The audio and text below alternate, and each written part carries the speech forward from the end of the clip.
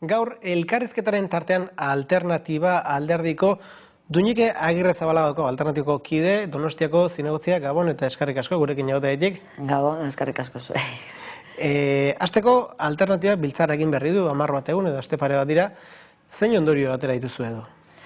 Bueno, goindala urte baino pixka gehiago hasi ginen gero kontuz pixkat elkartzen.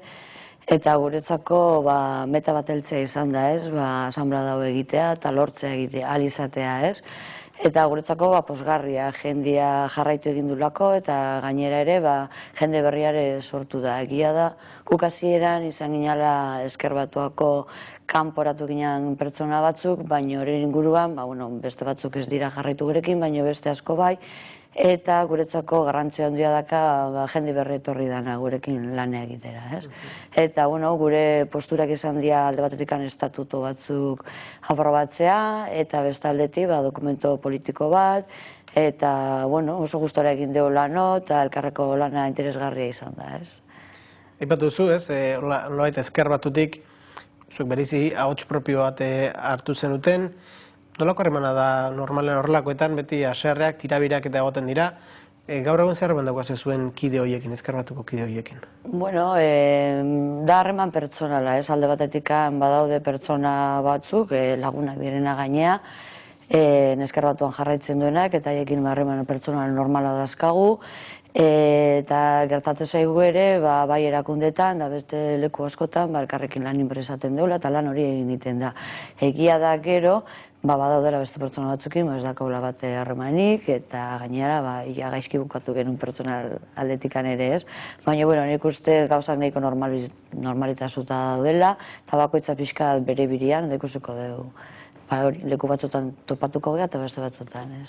Eta hain justu ere, kasu batzutan, ez ja, diferentziak, igual ez dakit aurrez aurre deitzea, baina atzo ikusi genuen, memoriaren egun hori antolatu zutena, Ezker Batu bat egon zen, nolabait deialdi ofizial horrekin, alternatiba uste nahi izan zuela, Euskal Alkartasunak, Aralarrek eta Ezker Abertzaleak adibidez hartutako beste jarrerarekin, eta batez egitea bide instituzional horrekin, eta ben Bilbon ere badaukago beste kasu bat, ez? Iñaki Azkunaren aldamenean hain justu ere, Julia Madrazo zinegotzea daukagu, eta nolabait gobernu talde eta badiru elkarlan oso estu egin dutela, eta aldiz alternatiba hemen dago, Bilbon sortu den polemika horretan, eta ordenantzaren aurkako kalea guztiona da plataforma horretan, batzuten aurrez zaudete.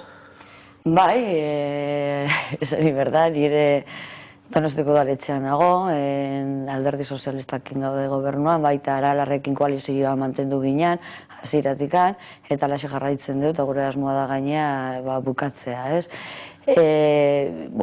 Bakoitzak bere eradaka, ez? Gure kritika bat eta galanta izan zen gainea, hori guk ikusten genuen Ezker Batua oso menperatuta alderdi jeltzaleek. Eta guretzako hori punto bat aliatu zen, danak beraiek nahi zutela lotu, herri guztietan, eta guk errez genuen horrela ikusten.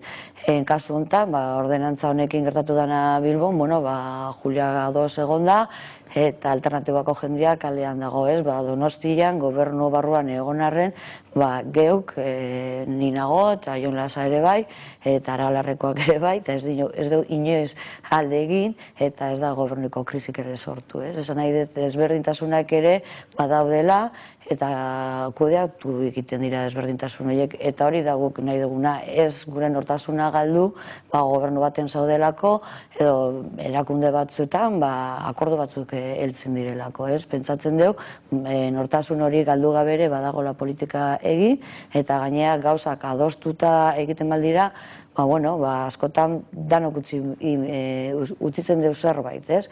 Baina konpromisoa baldin badago, hori betetzea izatea. Gure kasuan ez dugu arazorik eki gobernu barruan egoteatik, eta ezberdintasunak ere mantentzatik. Hala ere, nolabait beregunen egindako kritiketako bat izan zen behar bada, hain justu ere, Ibarretxe zen lehendakari garai hartan, eta Eusko Jaurlaritzatik kanporatu arte itxarote, ez? Kritikak eta ezagunak ziren lehendik ere, baina etzen pixkat sinesgarriagoa edo ez dakit talde moduan gero ikusi zaizue lana, baina ez itxarote ordura arte, gobernutik kanporatu arte. Bueno, kontuan eki da guk Ezker Batu barruan egon ginela, eta urte asko gainea. Guain Oskar Matute urte askotan egon da neure bai, eta ni bezala beste kide askoek, ez? Orduan ruptura, puskatzeko ordua oso erabaki zailak izaten dira, bai talde aukera bezala, eta pertsonalki ere bai, ez? Eta guretzako ez etzan bate paso erraixa izan, eta guk hasi ginen gure bidea egiten ja, asanblada izan zanean. Ekainean izan zen asanblada bat, eta horren ondorion, ikusi genuen nola juten zian gauzak, eta esan genuen horrela ezin dugu jarraitu. Egia da gero autoeskondiak zegoela, baina guia horretik hasita geuden geure lan egiten, baztertuta utzi zigutelako asanblada, guretzako manipulatutako asanblada batean.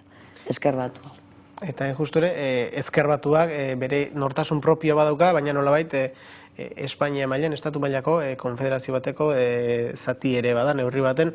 Zer harreman mantendu duzue, kasuan Izquierda Unidako beste erkidego batzutan eta beste lurralde batzutako kideekin? Hombre, harremanak beti daude, lehen osan dizun bezala pertsonara, ez dago nahia da ez loturik. Ez guk ez dakau konturik eman berre Izquierda Unidari eta Izquierda Unidari guri ere ez. Egia da, gauza batzutan, kaso adostu egingo ditugula gai batzuetaz, baina beste batzutaz, bera ez. Eta orduan, harreman hori, nik ez dut uste ofizialki mantentzen dela. Egia da, jendeak elkartu iten dela, segun ze gai daude, ezagutu iten dezu, behitu honek badaki honetaz, eta harreman hori mantendu egiten da. Pentsatzen dela, zatek danok aberazten gea, baina ez dago bestera loturik. Baina, ulertu da zuen jarrera, esan duzu ez, hendik ere amistade batzuk, eta geratuko dira Espainia aldean gainera oso kritikoak ziren, asko eta asko, Ezker Batuak jeltzalekin zuen harremanarekin. Zoritxarrez, Izquierda Unida askotan gertatu da herrialde askotan, eta jendia kanporatzen jun egin da, eta apartatzen ere bai.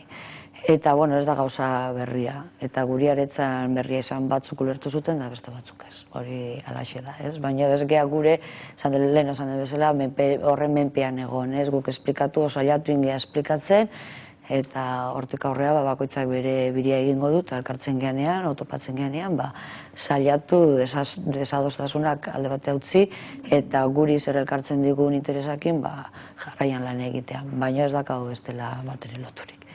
Halere, okerrezpanago, zuen aipatu zu biltzar horretan, elkarrizketa hasieran aipatu duen horretan, udal hauteskundeetara begira, ezkerreko taldeek batera jotzea proposatu duzue, okerrezpanago, proposamen hori zehazteko modurik bai? Bai, gure asmoa da, momentu enten, kontu honek berda, ezkerraldeko talde politikoak asko garela, batzuk oso indar gutxiekin, eta hori oso ondo etortze zaio eskubiko alderdi guztiei, hasi PNV-tikan o alderdi jeltzailetik, PSOE-a, PP eta beste guztiak ere bai. Eta orduan guretzako oso interesgarria da, aber lortzea, elkarrekin jutea, lehen osan den bezala, desadostasunak alde bate utzi, eta elkar puntua dakaunean, horietan finkatzen jutea, eta horren inguruan handitzen jutea, eta behintzat aberrotzen du ezkerraldeko polo soberanista bat potentea egotea datorren hauteskundean. Hori da, gure ilusioa, gure ametsa, baina ikusiko du posibilitatean edo ez. Hendikan, zoritxarrez oso goiza da esateko, ez? Denbo askor pasatzen da, baina denbo laburrean ere gauz asko pasatzen dira, eta gu pixkat, ikusiko du zer gertatzen da. Horretarako ja hitzen duzue Aralarrekin, EArekin, Ezker Abertzalearekin edo? Bai, konversazioak beti egoten dira, ez? Bai Aralarrekin, bai Ezker Abertzaleekin eta noski Eusko Alkartasunarekin ere bai, ez? Eta gero badaude gaina inguruan beste talde txikiak ere, ingurumenako taldeak, eta, bueno, konversazio horiek badaude, isketan gaude, baina momentu honetan ez dago bat ere konkretuki. Apostua guk ikusten du batzuk nahi dutela, beste batzuk zalantzak dituzte, eta momentuan, hori, ikusi behar dugu noraino ailatzen gean eta kapasan gea amets hori betetzeko. Ezkerreko sensibilidaren bat, argite garbi Ezker Abertzale legezkanpo dagoena gaur egun, legezkanpo mantentzeak edo alderdi berri batekin da legezkanpo geratuko balitz eta proposamen hori nola nola eragingo lioke horri?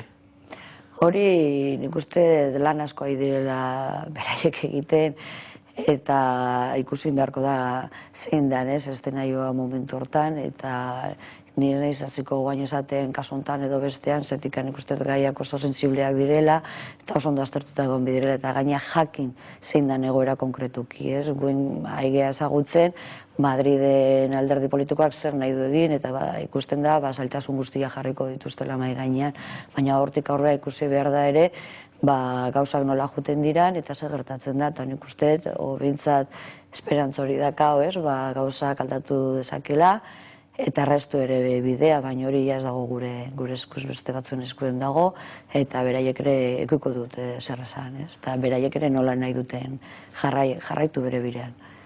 Hala ere, ia astero egunez esategatik, badirudi gertakari berri bat badagoela, Arnaldo Otegin elkarrizketa duela ezen beste, Felipe Gonzálezena berreki, atzo memoriaren egun horren bueltakoak, bi Arrantzan Brian Kurrinek ere badauka zerbait esatekoa. Nola jarraitzen duzu hori eta nola kokatzen zarete zuek hor? Bueno, guretzako oso interesgarria da momentu politiko hau, ikusten deulako moitzeko gogua daola, eta hori oso importantia da. Batzuk movimentua be, nik uste urduri jartzen diote, eta urduritasun hori guretzako eskubiko alderdiena sentitzen baldin modu oso interesgarria da, eta postik gaituzte. Oso zaila da esatea zertan bukatuko da, baina guk oso ondo ikusten dugu. Jendeak sakondu egin behar du, aztertu egin behar du, eta erabakiak hartu behar dira. Eta hortarako pres egon behar da gauzak ere aldatzeko, Eta guk hoxe ikusten dugu, badagoela gogoa aldatzeko, zorionez bide hontarako, eta guk oso valorazio positiboa egiten dugu horri.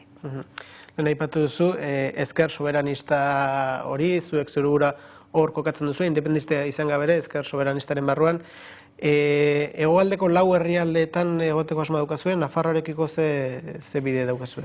Egia da guk Nafarroan oso ahula gehela, ez dakau indar gehiegi, badaude jende, baina oso jende gitxi da, gero kontuan eku behar da, politika munduan jendea gustatzen zaiola asko hitz egitea, telebista kaso ikusi, etxetik ikusi, eta gero pasoak emateko orduan, edo kargo publiko bat adibidez izateko, jendea atzeratu egiten da, zerrenda baten joteko ere atzeratu egiten da, eta Nafarroan egila da, onartu egin berde oso indar gutxi dakaula, eta orduan gure apustua da, bai Araban, bai Gipuzkoan eta Bizkaian sakondu gure indarrak eta hor zentratu guain arte gero ikusiko dugu zabaltzeko aukera badakau eta hasteko ere bai. Hala ere ikusi dugu alderdi batzu behin hasi dela Aralar batez ere ikusi izan da ari dela bere kandidaturak eta prestatzen bestalde lortu arte ekimena izan zuten ezker abertzaleak eta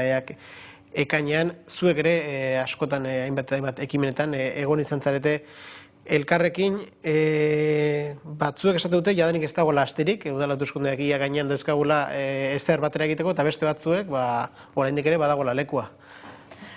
Hori da, kanpaina bat azten da, egun lehen nuo.